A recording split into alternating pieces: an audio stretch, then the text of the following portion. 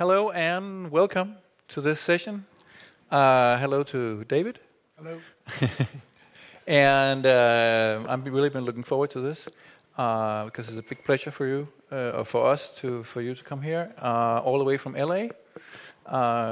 And just before we start, we can just round up HBO. How big is HBO? And it just made this really short thing that it's around 39 to 30 million, or 29 to 30 million people who are subscribing, and they're paying around 100 kroner each month for what you're doing, which is nice, because then you have some money to do cool stuff for. Keeping us employed.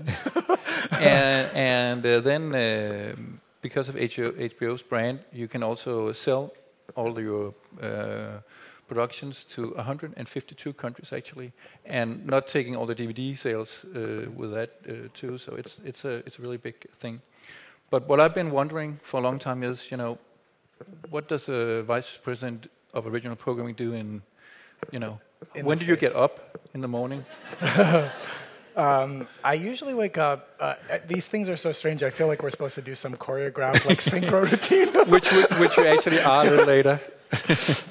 The day in our lives probably consists pretty similarly as your lives do. We wake up probably between 6 and 7. We have a prodigious amount of reading, so it's usually a profound stack of stuff to take a look at. Current scripts for shows that are on the air, new development, new submissions. You're preparing for an onslaught of a day where you hope that you're proacting rather than reacting to all of the things that you have to deal with.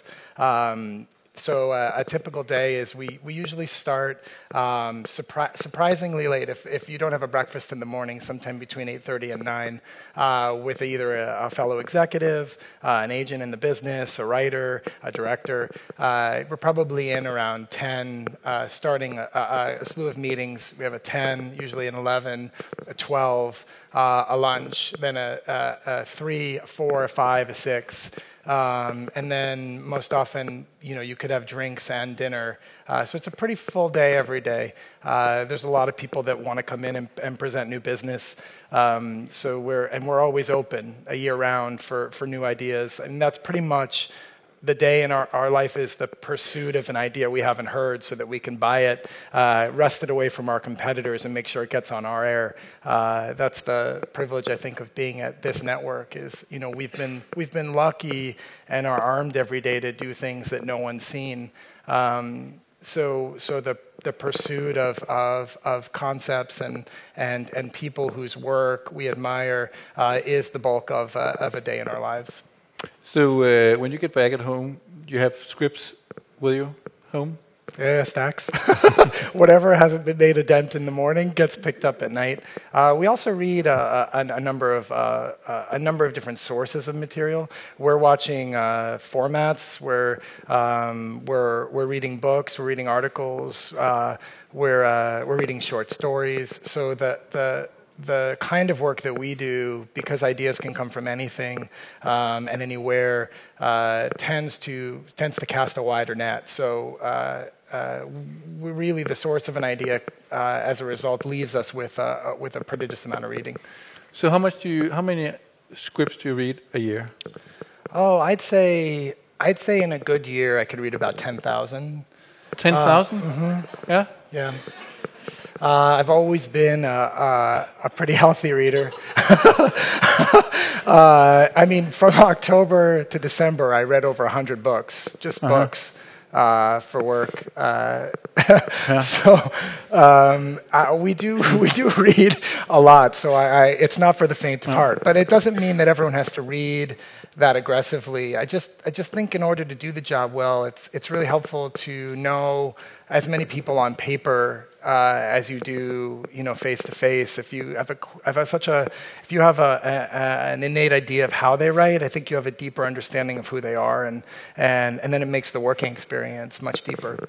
So, what do you do when one of the 10,000 scripts you think, hey, that's something in this? What's the next thing you do then? You buy it. No. You buy it? Yeah. Okay.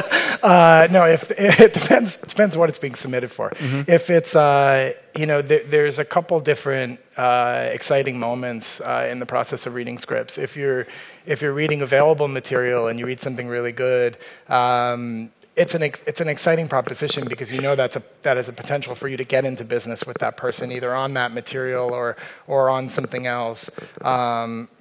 Because part of our job is to purchase material without writers, purchase material without talent. Sometimes reading available material is the keenest sense to link someone up with something you already have. It's called filling a writing assignment, and we probably have 5 to 15 new writing assignments every year, projects that we tried with someone that didn't work out, or new projects, book adaptations, article adaptations, and trying to find a great voice for those projects. But I would say when you're reading a writing sample, we read a lot of plays and other people's material. We read all the network pilots, read all the competitive pilots. When you read something really fantastic and you're like, how do I get into business with that person? They come in and they end up on the calendar of sometime between 10 and 12 and 3 and 6 or at a meal. But that's another way, and then the most exciting thing, obviously, is to read a great script that you've purchased and know that that's going to go upstairs to your bosses with all your enthusiasm. Having had that happen a couple times, that's the most rewarding. So. Try to walk me through that. How does that work? Is it a script you can talk about here, or? Yeah, I mean, a long, complex experience for us was I guess I could talk about the corrections. We got really excited to purchase this book. It was in the great producer Scott Rudin's hands for 10 years, and he had a deal with us, and we were able to engage him on that, and we hired Noah Baumbach to adapt it. And they wrote a really complex, interesting screenplay about the Lambert family, and it had a unique format. Most television has a linear forward motion, and this had a very unique schematic to it in the sense that it built the Lambert family by going backwards and setting up one of the main characters, played by Ewan McGregor, from the point in time in high school when he convinced his parents that he was good at science, which he actually wasn't. He lied at the science fair, and you show how Chip lied at the science fair and why Alfred, his father, fell in love with him, and why the parents still believe that Chip is their golden child, even though he's an absolute liar. And that was the tack that we took in our pilot, and it was a really fascinating script. And when we first got it, you knew that there was something very special, so that could go directly to the heads of the company, and that got made pretty quickly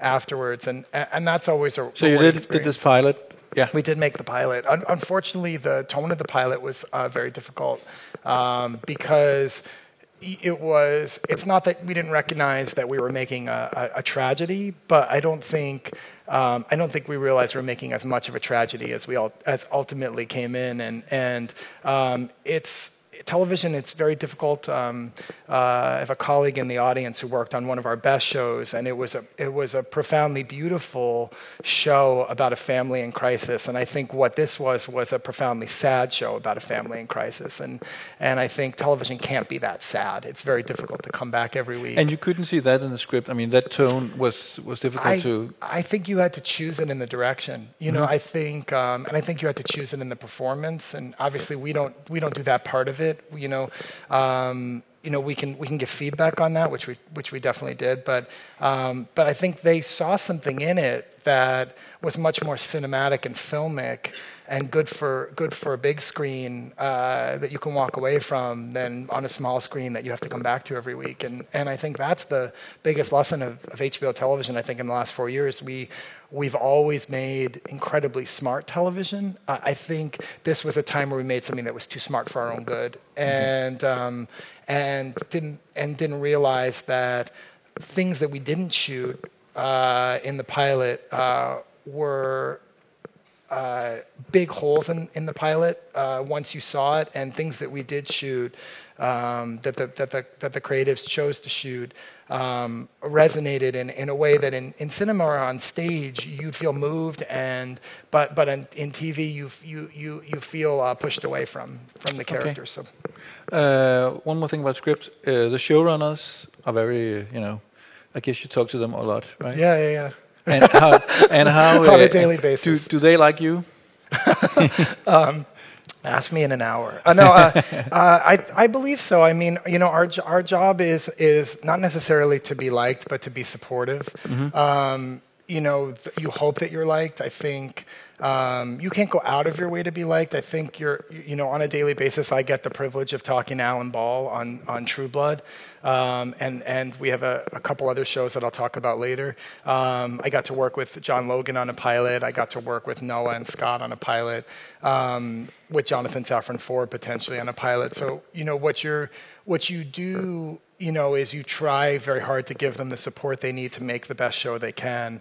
I think with Alan, out of deep respect for him, I don't think he's meant to say on a daily basis, I absolutely love David. I think he's meant to say the network has my back. And I think that's the best relationship you have with a showrunner, is that they truly believe that the person that they talk to on a daily basis absolutely has their back. And that doesn't mean that we agree. It means that we're there to support. We're there to be the first fan of the show and also the first critic. How many rewrites would there be, like, for True Blood? It depends. On a True Blood script, they could do as many as 12. 12? Yeah, it depends on what shape the script is in. It depends on... we don't put them through 12 drafts. I would never put Alan through 12 drafts, or any of the writers on the staff. But I think over the course of developing each episode, and we're going to have a trailer later for season 5, which I don't believe anybody's seen yet. We'll give a first round of feedback on the script. Most often, what we're looking for is the story does the story make sense? Does it track from episode to episode because you have a different writer episode by episode? Are the characters alive in the episode? Do we want more or less of certain things in an episode? Again, it's not our job to mandate that. It's just our jobs are really to suggest and try to enhance the material. And then we'll do probably two to three drafts before a script gets published for production. And then as they start to produce it, there's a lot of things that are producible and there's a lot of things that aren't, and the draft will continue to be refined. Episode 11 of this year for True Blood, which might be our best episode, actually went through 12 drafts. And the reason why is they did 2 drafts that they threw out completely before we saw, re-breaking the story. The break of the story that we read didn't work, so we did 3 or 4 drafts. The director did 2 or 3 drafts, which is unique, and I think we ended up with our best episode because I think it was the most collaborative episode from the people who care most deeply about the show. I think we all had our hands in it in a very positive way. So. All right, yeah. Let's talk about True Blood now, and you have a little clip. So let's see the clip and then talk about True Blood later. So here's an introduction to season 5. Yeah.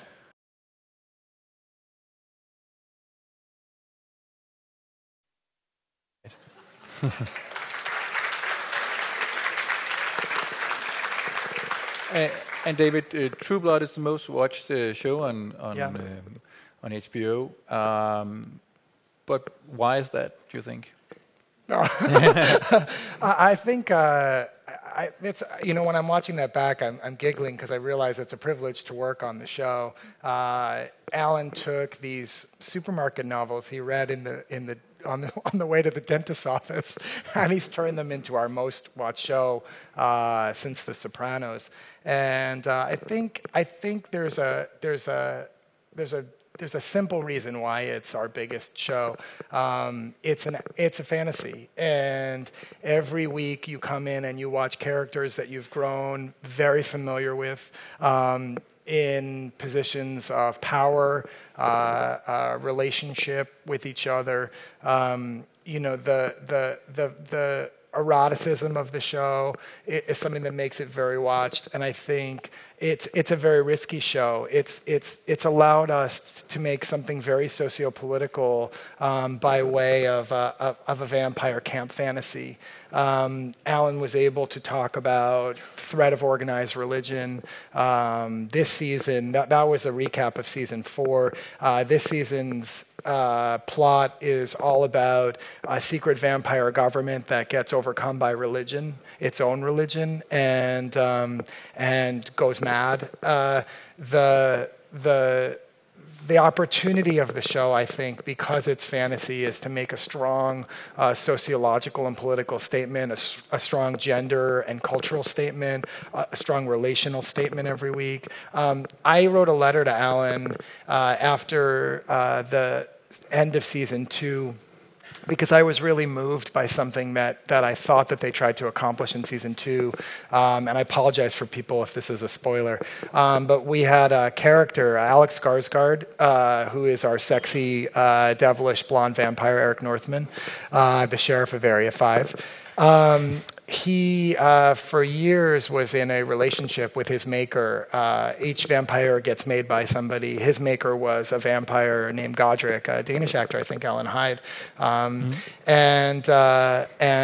they grew incredibly close. And Alex has done such an amazing job on this show, building relationships with Kristen Bauer, who plays his sidekick Pam, real intimate relationships. And with Godric, that was our most intimate relationship. The season 2's plot was all about Steve Newland, the gentleman in the purple sweater set that was the leader of an evangelical religious cult in Texas, who had kidnapped Godric and was planning on sacrificing him, and Godric was planning on being sacrificed.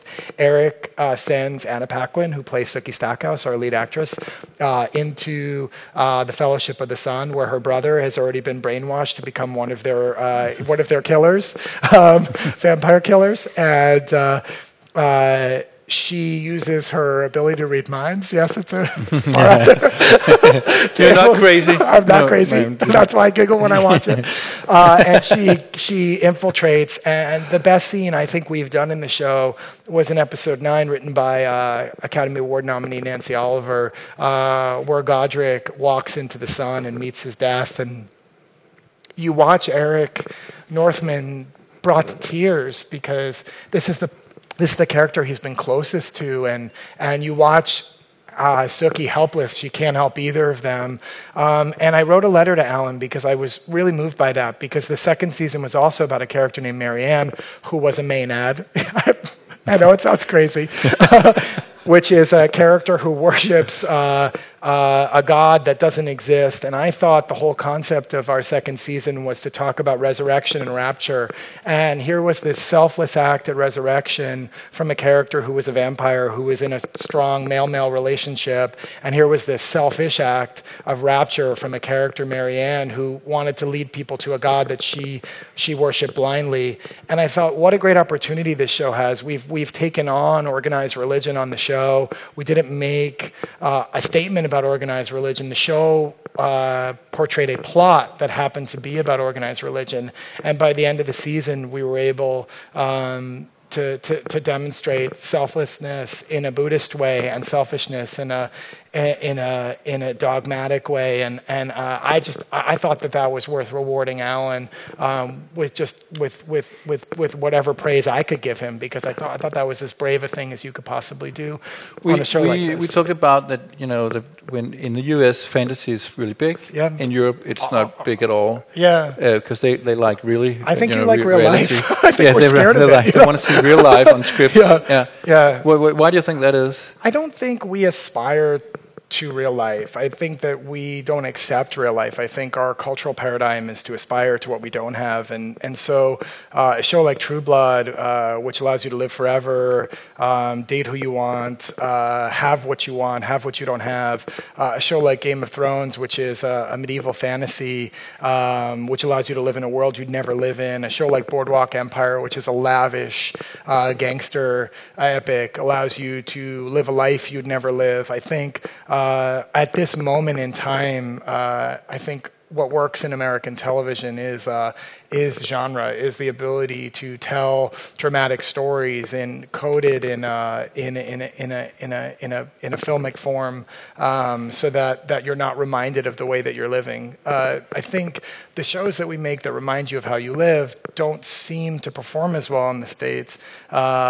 We admire the fact that you guys make real drama. I think that's why we hope to work together as much as possible. But I think what works best for us is fantasy. Yeah, and talking about that, we're going to go to one of your next shows, which is the next next big thing on and still growing in numbers. Yeah. Game of Thrones. Yeah, we have brought a clip for that too, because we have Nikolai Coster-Waldau in the cast. So we brought a little clip of him from season 2, which we're very proud of that. Yes, we're here. So let's see that. Yeah, so we'll watch that.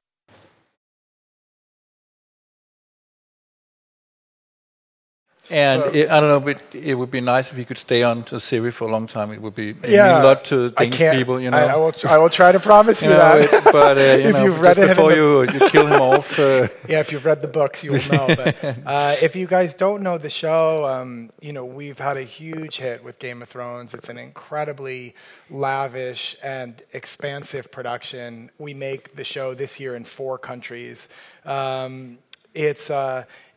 It's shepherded by David Benioff and Dan Weiss, who are adapting these epic novels by George R.R. Martin about a kingdom called Westeros, where there are a bunch of families warring to control the kingdom. For 300 years, it was ruled by Targaryens.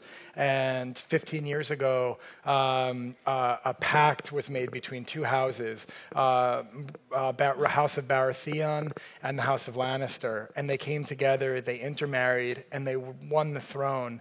And when you come into the show, that alliance is in a tenuous place. And our heroes, who are the Starks, the good family in the north, are contacted by Robert Baratheon, who's the king. He asks his best friend Ned to come down to help him protect his place, and it doesn't quite work out if you've seen the first season. And in the second season, that throws the kingdom to war. And what scene you just saw in the second season is Brienne of Tarth, a very burly female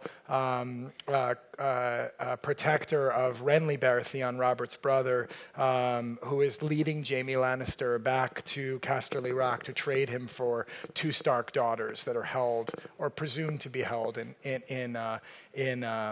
King's Landing, which is where the kings sit. So. All right, David. What's the difference if you look at Game of Thrones now, and because that's your new big fantasy, right?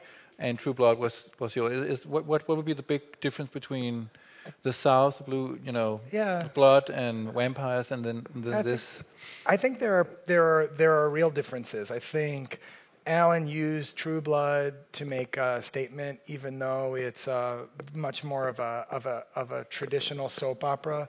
I think that Game of Thrones is an epic. I think that Game of Thrones doesn't make statements. I think Game of Thrones is a statement unto itself. It's an office drama that plays out on a massive scale.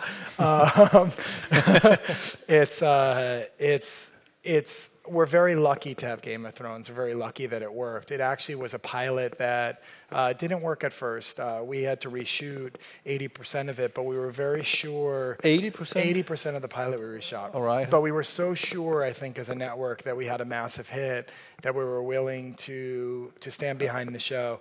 I think. So you changed a lot of actors, I guess, too? We changed 2 actors, 2 important actors. We changed Daenerys Targaryen, who is played by Emilia Clarke, who is the last heir of the last dynasty, who's raising an army in Africa, I guess, if you want to equate it to something.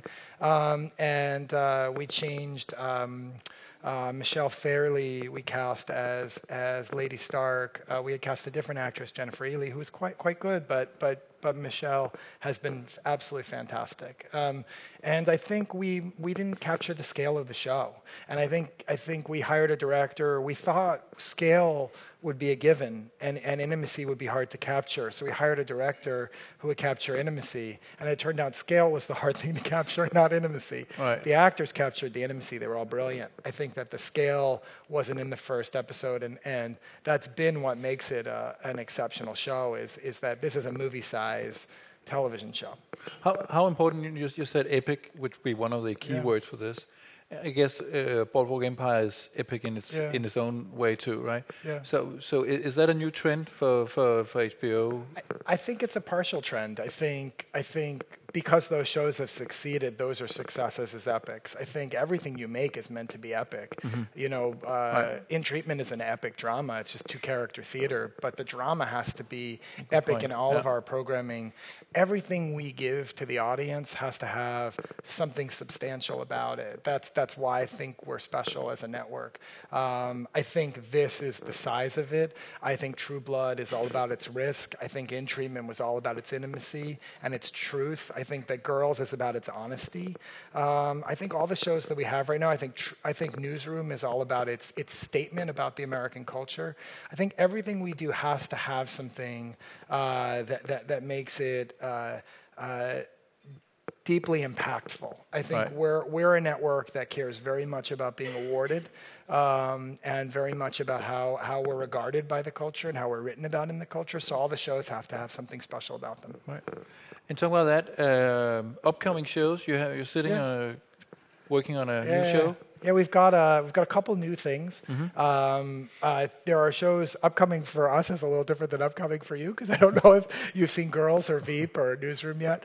But what's upcoming for us, we're going to start shooting a new show in January called True Detective. Cary Fukunaga is going to direct 8 episodes written by a young novelist named Nick Pizzolatto of a very gruesome crime thriller. And there's we think, a really unique hook to it, besides the 2 lead actors, which will be Matthew McConaughey and Woody Harrelson.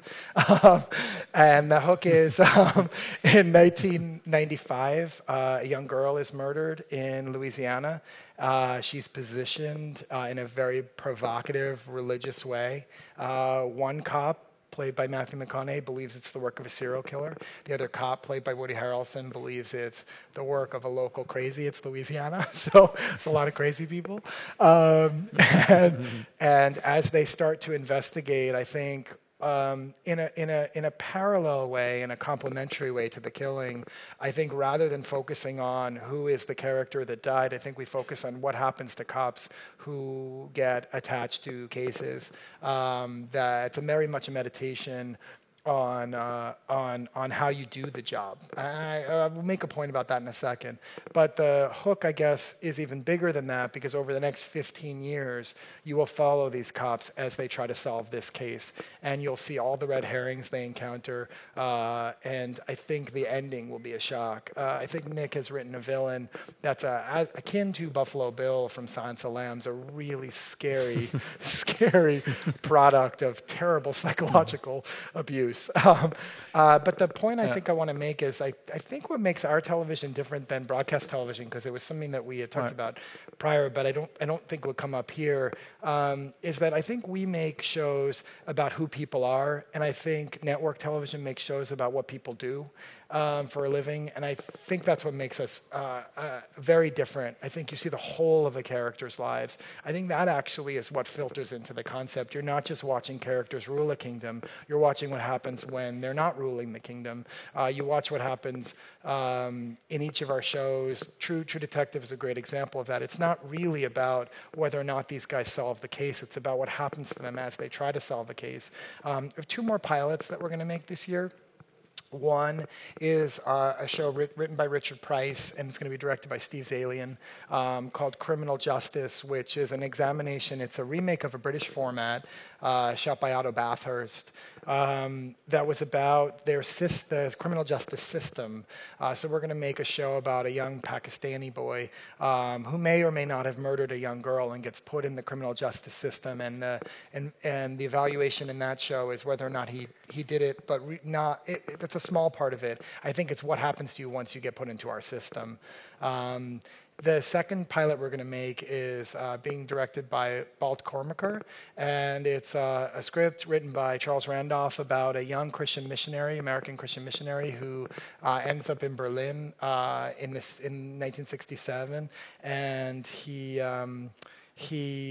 gets co-opted by the CIA to bring a girl across the wall, and he decides he really likes being an agent. And it's an examination, I think, of religion, American religious faith in the world, and American power in the world. So those are the upcoming shows on the drama side. So it looks a little more, you're moving into crime as well now. I think we're trying to balance ourselves. Yeah. Also, different size shows. I think these 3 shows are medium-sized shows. I think we've got, in True Blood and Game of Thrones and in Boardwalk, we've got our big-size shows. I think Newsroom represents a medium-sized show, even though it's made by our comedy group. And I think Treme represents a smaller-sized show. And I think. And when you say medium-sized, what are we talking about? I think average viewership will probably be between 5 and 8 million people instead of 10 to 12, like our big. And I guess the budgets then are also. Budgets will also be And what are we talking about in budgets? Do you know? I think you're looking at 3 to 5 million an episode instead of a proverbial 6 to 10 million an episode. I think our big shows are very big, much bigger than.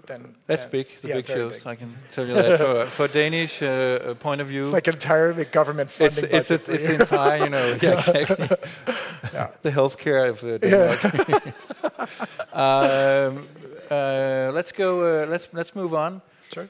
The reason why I put this slide on Sopranos and Sex and the City, I wanted to talk about a little bit about the HBO brand and why Sopranos and Sex and the City was great for you, but also became a little a hurdle.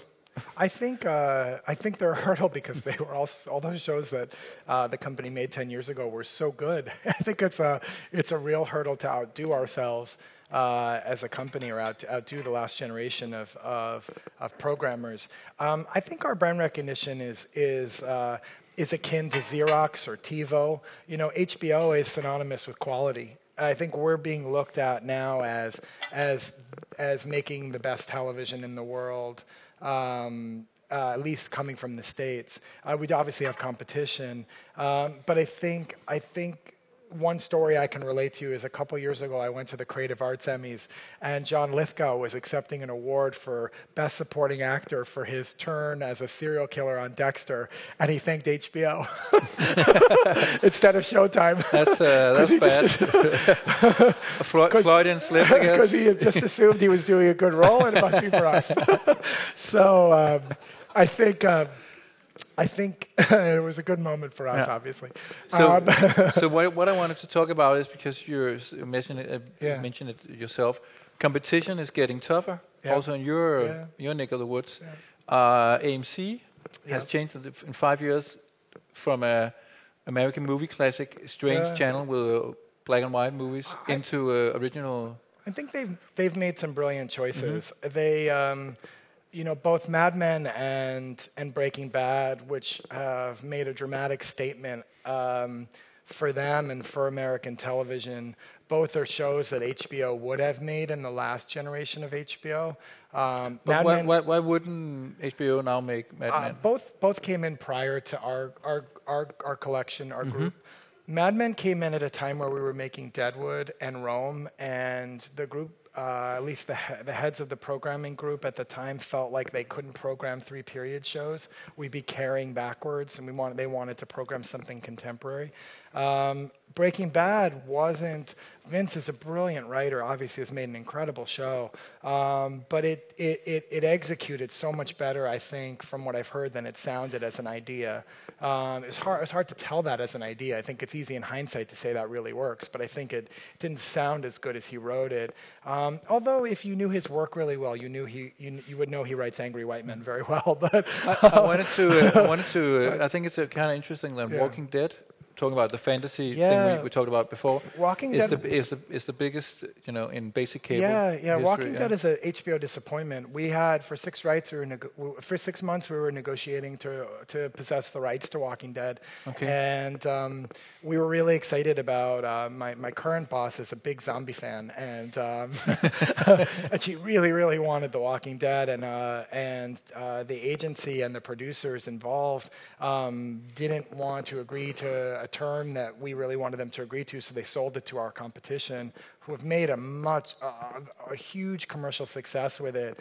Our version would have been different. I think they're honoring a very traditional zombie story, Romero zombies. The ones that are non-thinking, are threatening because they're non-thinking. And our version, we wanted to make it again a socio-political drama about what happens when zombies do think, and when they are possessive of language, and maybe that's too intellectual, which is why we didn't get it. But we really wanted to rewrite how you perceive zombies. But they honored it, and it obviously performs very well. I think The Killing, obviously you guys are familiar with. You saw David Madden here last year. He's a wonderful guy. The Killing is a good example of what makes us different from AMC. They were able to honor the pace of the original series. I don't think we would have. I think we would have had to advance the pace of that. And again, hindsight is easy. We could say, oh yes, we would have done something different with the end of the first season, but we probably would have because they didn't show who the killer was. They didn't show who the killer was. They kept it to second season. Yeah, that was big Raw in it was the great States. for Game of Thrones, because Game of Thrones was very well watched that night. You're saying that the pacing in The Killing is too slow for you? I think the pacing at AMC, they allow for a much slower evolution of narrative. And I think that we recognize, if you see our shows, we have 15 more minutes or 13 to 15 more minutes in our hour. They do a 42 to 45 minute hour. We do a 52 to 57 minute hour. And I think with all of that extra time, you'd have 15 more minutes of plot in the HBO episode. You wouldn't have been able to get that far in the show without doing something more with it. All right. So that's a big difference between us. And that was one of the competitors, but there's a bigger competitor. Yeah. Showtime. Yeah. This is from the Hollywood. So the Hollywood Reporter says. So it says the rebirth of Showtime. If you look at this, it's just some of the Homeland has just been a big thing. I took in some of the numbers, so you can also see HBO is definitely bigger. Yeah, I think what you can say. But I guess they're doing some of the same thing that you've been doing for a long time. No, you know what I would say that they're doing, which is actually something that has eluded us. I think they make very propulsive, propulsive contemporary television, very in the moment. I didn't really accurately answer a question you asked before about the brand. I think what made HBO special 10 years ago was we made shows about the world that we live in and about characters who live in the world we live in. I think that even though there's a little bit of a genre turn to Showtime shows, this is the world we live in. Homeland is a xenophobic world that we live in. Dexter is in a world we live in. I think House of Lies is a world we live in. There's a little height to their shows. I think they're very cognizant of drawing a male audience. I think that we try to draw a broad audience. And I think where Showtime has been very successful, and Homeland may very well win the Emmy and beat out Boardwalk Empire and Game of Thrones. Would that be the first time? I'm not sure. For Showtime? Yeah. I don't know if it's maybe Showtime's first. Yeah, that's a good question. I believe so because I think the Mad Men and Breaking Bad have been sweeping. Are you sitting there being at the Emmys thinking, not Mad Men again? Yeah. So I guess you're a member of the. Everybody that doesn't like Mad Men is saying not Mad Men again. But I think where Homeland did something really competitive with us is they stayed very present, very propulsive. They used television to television's advantages with huge cliffhangers.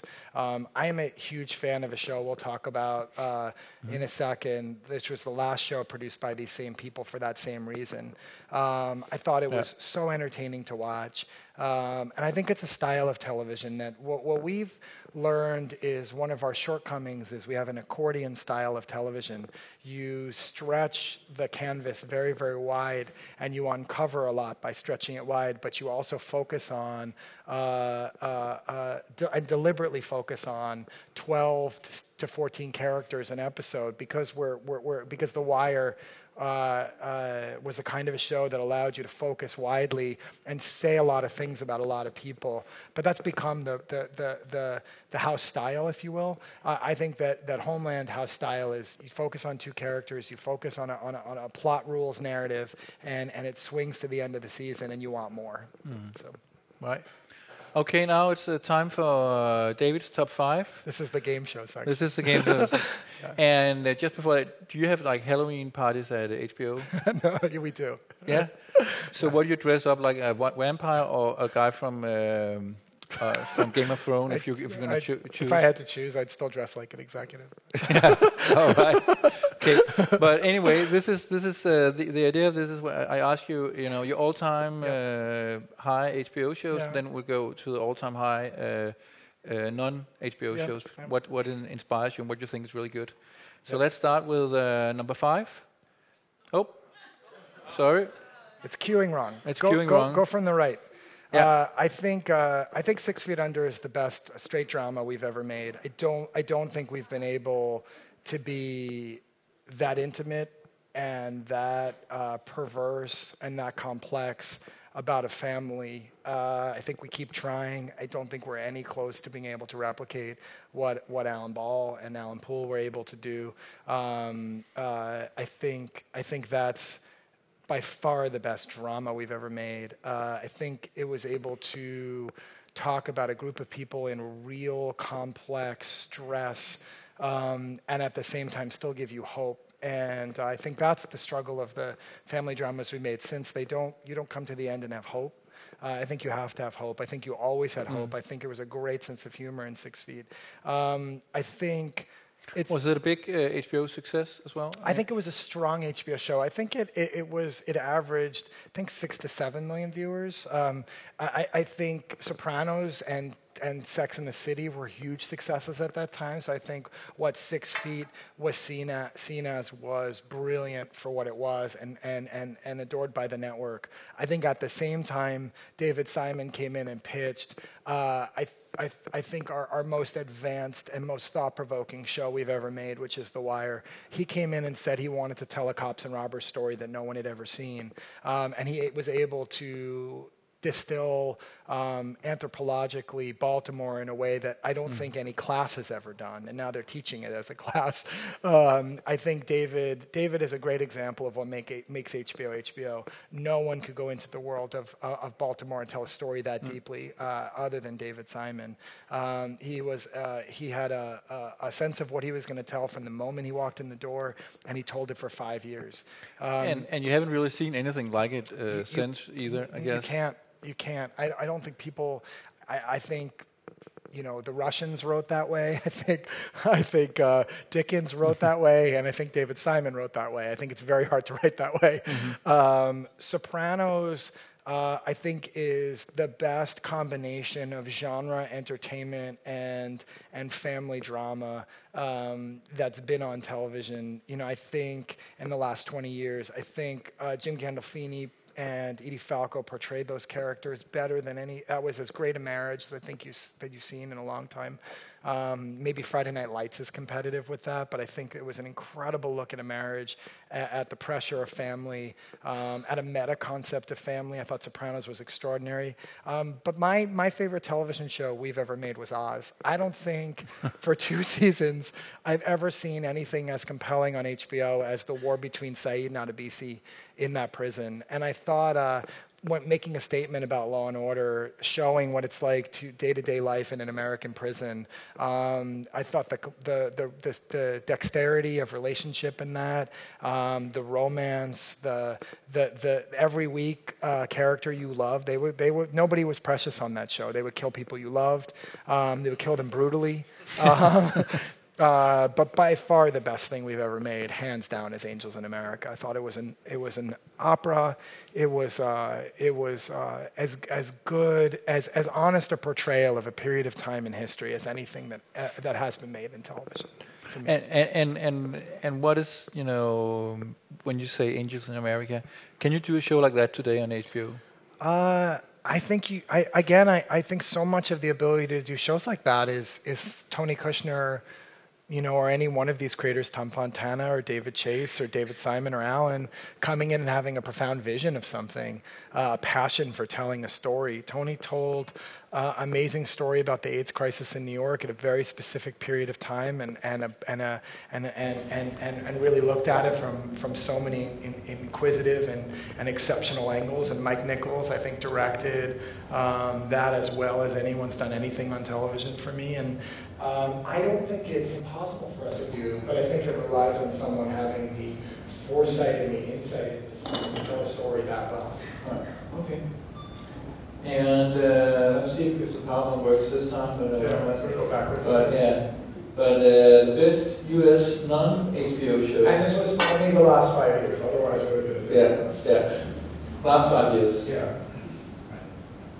So, I can't say this is one of the best shows on television, but I had the privilege of working on this show, and I think we helped change basic cable by making the show, because we made USA into a very successful network. And I don't take credit for it. I don't mean we, David Levine. I mean the show helped bring a network that was making what I thought were shows that were resonant of 70s shows in America. I thought we made a great 80s show. And it was an action drama about a spy who's been burned by the government, who gets relegated to Miami, and his ex-girlfriend's stuck there, as well as his overbearing mother. And as he's trying to get out of Miami, he ends up helping people who can't go to the police every week. And it was extremely highly rated. It turned that network into a one-night-a-week network, into a three-night-a-week network in terms of their programming, and it reshaped their brand, because they unlike us, who believe in maximizing and exploring the darkness in people, they like to explore a very bright world and very dark characters in it. And I think we did a good enough job in that show achieving that goal. And when you say also that it also started, basic cable looking at more at scripted shows, yeah. I guess that because it turned around. It turned basic cable into a multi-night. Yeah, and without a show, actually, you wouldn't have had Mad Men or Burn Notice. I think it helped. Yeah. I can't say it's not meant, but it certainly helped TNT, A&E. It helped all of the basic cable broadcasters get into scripted programming. All right. Number 4. I mean, you can't not put Lost on the list. As confused as they were writing it at times, I think. They were confused. Yeah, I think they were confused writing it. They didn't know what was going on. No, I think it's. I think that was the pleasure of us not knowing what was going on, because I don't know if they did. But I think. But I think what Lost did for television was both good and bad. I think it allowed for a network to do something that was a huge, high concept platform, while telling a very intimate story week to week of a group of people that are removed on an island. I think the use of science and math to buoy their thinking about the show, how to look at, I don't know if they used string theory, but they definitely looked at parallel dimension, they looked at sideways storytelling, they looked at forward and backward storytelling. I think that they created a new rubric for a show. I think they allowed you to get very close to a group of people in a very palpable situation, and yet still tell their whole lives without making you feel distracted by the use of time and space. And I think they constantly surprised you. I think they constantly surprised themselves.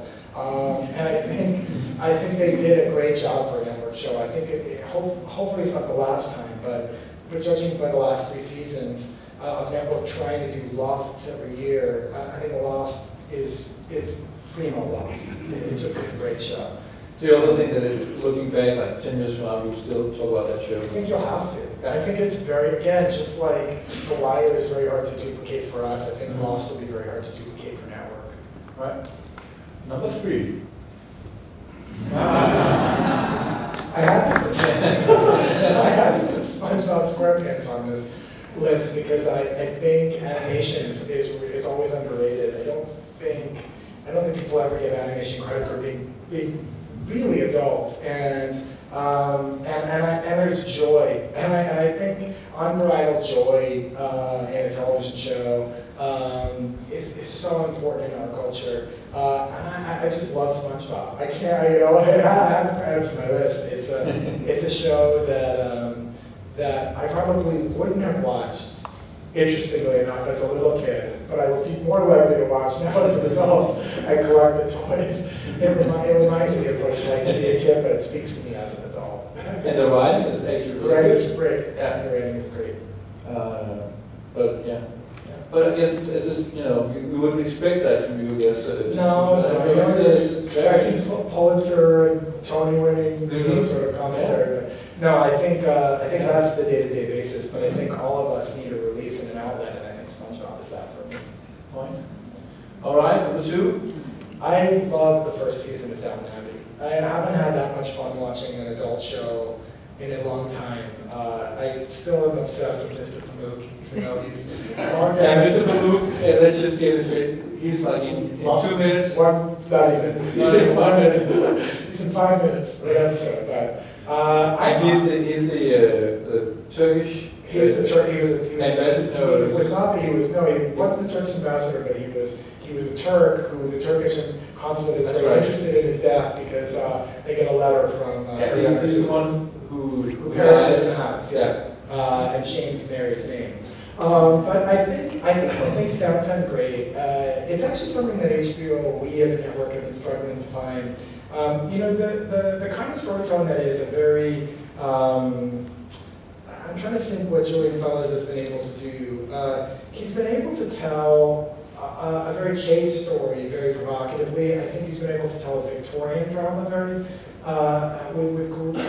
with great fulfillment. I think you are wrapped up in the soap, and as a soap opera, I think it's something that it's very elusive to us. I think Newsroom may be the closest to it, but I think that Downton is probably the best adult soap on television right now. All right. And the number 1? Yeah, 24. Yep. I think for 4.5 seasons, 24 was the best show on network television. I think for 3.5 seasons, it was not as good as it was for the 4.5 seasons. It was the best show on network television. But I think that in the idea of 24, this group of people came up with a way of telling television that was as exciting as any television that's on television. Jack Bauer is a total right-wing, American creation, a guy who will put his life at risk to save his country. I thought it was brilliantly set up. They take his wife and daughter in the first episode and leave him with no choice but to go on a death mission, which he carries out for the next 7 years. But I think beyond its xenophobia every year in terms of who its villains are, its sort of catch-all villains. I think, again, why I credit Lost and 24 as great non-HBO shows and didn't put Mad Men and Breaking Bad and other strong cable shows on the list is because I think that these paradigms are harder to replicate than the cable paradigm. I think cable television, we've proven we can make good television. And I think those creators are proving they can make great television. But I think it's actually harder to make a great network show nowadays than it is to make a great cable show, because I think we know what we're doing in our cable shows, whether it's elusive to us or not in terms of universal success each time. I don't think there's been a breakout network hit like this group of network hits from about 8 years ago, 8 to 10 years ago, like 24 and Lost. And that's actually why I'm in television. I really fell in love with these shows. And I realized that the kind of storytelling that I wanted to do was ongoing. I worked in movies before that, and that's what got me into television. All right. Here, we are just a couple minutes away from finishing. talk about to you about the future. You told me something about HBO to go. Is that HBO to go. Yeah. I think HBO's now available. We just read that HBO's now available in Scandinavia. I think Not yet. just not yet, but soon. They announced it yesterday. They announced it yesterday. I think partially to compete with Netflix. Announced it 2 days ago. Yeah. I think we're in a profound and complex race to the future of television. I think our model will work as long as we maintain about 29 to 30 million subscribers in the States. We'll be making the television we make with the same consistency. I think we're the future of television. This obviously hurts the broadcast platform because it provides choice.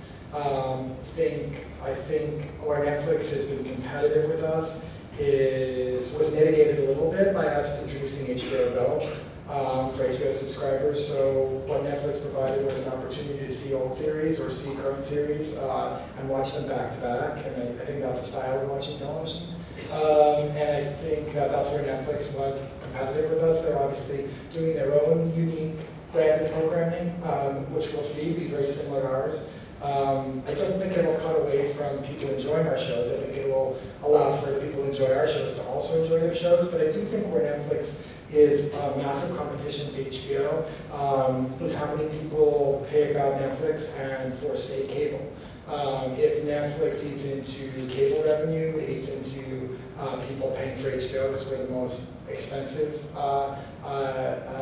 cable station. And I think the more that they offer other stations to you, like Starz and Showtime first, and offer HBO third, it may recede our viewership. As long as we continue to make good product, I think that we're So in theory, in the stage, next to say, I don't want to pay for HBO, but I could actually get for the same amount of money, almost, I could get and that's a big threat. That's the threat. Yeah. Is if you're making a choice between paying $120 a month for cable or $30 a month plus $15 for Netflix, I think that's going to get into that will be elusive. Well, did you do anything special for your HBO Go, like special content? I think not only are we starting to introduce special content to Go, but I think Go may be the best. And I'm not saying that as an HBO employee, maybe the best designed application for watching stored content. It's just incredibly user-friendly, really well-oriented.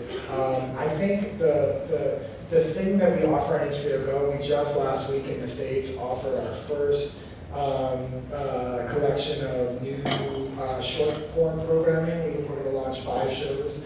You also get enhanced content on Go.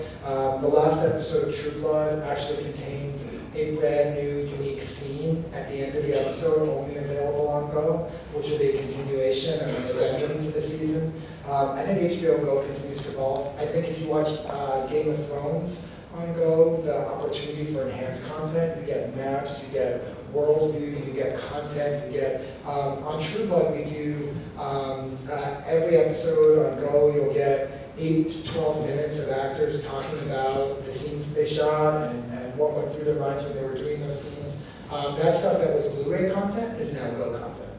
And you think people want to watch that? I think they do watch that. Okay. All right. I think we've been very lucky. I think that was the biggest statement I think HBO's made in the last 2 years was God. I think competing with Netflix, offering our programming, offering all of our programming so people can go backwards, which one would not have been available if you just subscribed to the network. That was a huge thing. All right. We're running out of time, so I just say thank you for Thank you. giving us some Thank you very much.